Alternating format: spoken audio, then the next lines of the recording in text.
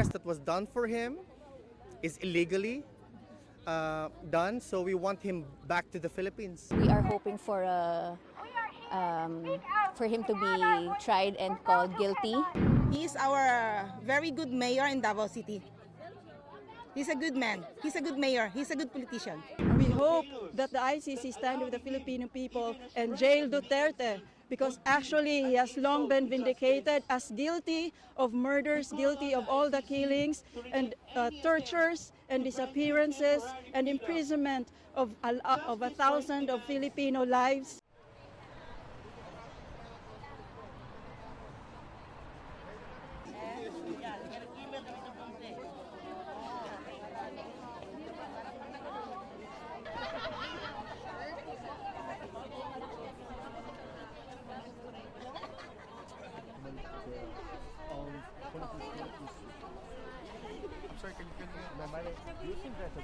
We assert that those allegations will, of course, remain allegations until it is proven, right? So we maintain that the former president, Rodrigo Duterte,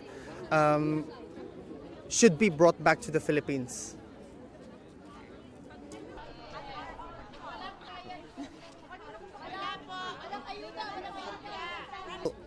If you're going to ask a lot of Filipino people, you will receive a response that they are for the war on drugs. Yes. And one might ask a question, why? Why is that? Perhaps it is needed in our society because you cannot compare apples to oranges.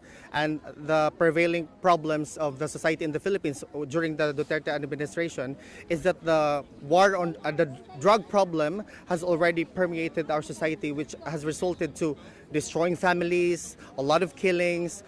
We, the Filipino people, wants to be safe. We want to be able to walk on our streets day and night safely and confidently.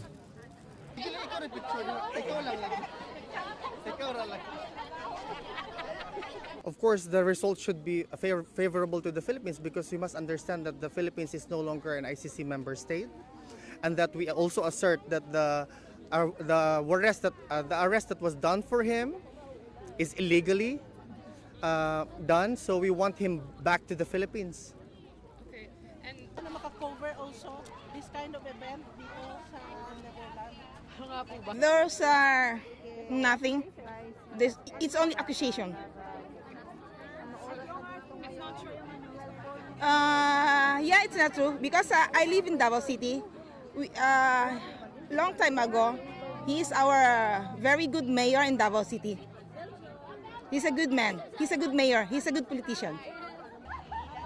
Balitaan po kami pag sa loob hindi kami makapasok. Kapila na gid ko nagbalik-balik diri ugma mo balik pa ko adtong last presidente. Duterte's plan to file for temporary release from the ICC penitentiary. Militar, sigilin, sigilin, pagbayarin!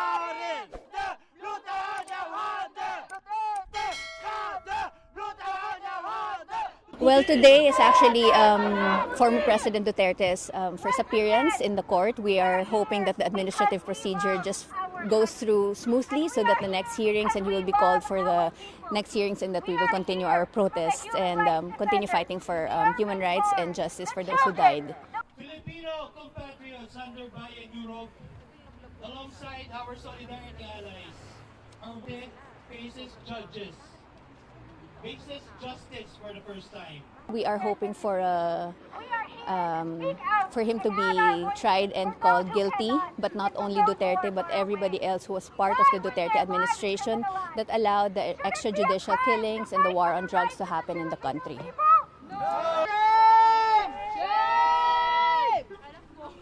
Now Duterte's camp is desperately trying to paint him.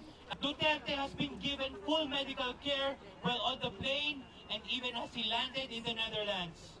Duterte is now appealing to the very laws that he tried so hard to avoid, and that he is availing. We are happy because this is actually a triumphant moment for the Filipino people, and the ICC has a good step for us to feel victory and seek justice. We want the ICC to stand with the Filipino people for justice, for the poor, to end poverty, impunity for the military and police under the leadership of former President Rodrigo Duterte, who allowed the murder, the massacres of Filipino children, who allowed the bombings of Lumad indigenous people's schools, who allowed the disturbance of the future of a lot of Filipino children and the Filipino people.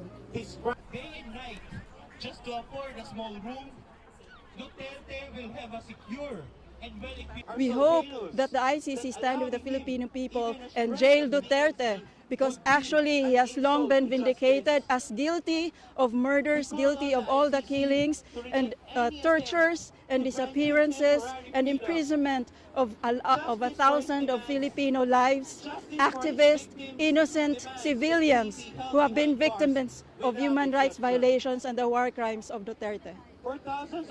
It would be an insult to the memory of his victims and to their surviving families.